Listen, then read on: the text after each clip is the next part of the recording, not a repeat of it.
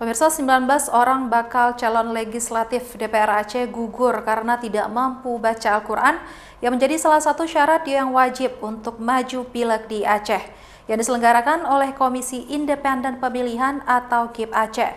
19 bacalek tersebut tidak bisa lagi mencalonkan diri meski diusung oleh partai lain. 19 bacalek dari sejumlah partai yang ikut tahapan Pileg 2024 untuk DPR Aceh dinyatakan gugur karena tidak mampu baca Al-Quran sehingga bacalek tersebut tidak lagi maju dalam Pileg meskipun diusung oleh partai lain.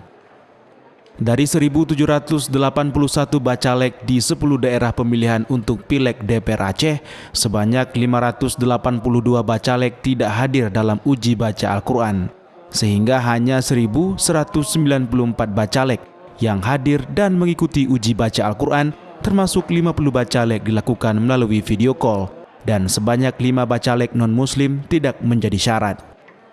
Untuk 19 bacalek yang gugur baca Al-Quran tersebut, pihak KIP Aceh telah mengajukan bacalek pengganti dari sejumlah partai tersebut. Namun bacalek baru nanti tetap harus melalui tahapan uji baca Al-Quran. Kami dari KIP Aceh ya sudah mengeluarkan surat keputusan ya bahwa untuk calon anggota DPR dan DPRK seluruh Aceh itu diwajibkan ya, Undang-Undang Nomor 11 dan Kanun Aceh diwajibkan untuk mampu membaca Al-Quran.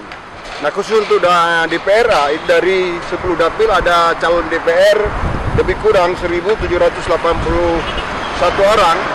Nah, yang hadir mengikuti tes mampu itu ada 1.175 orang.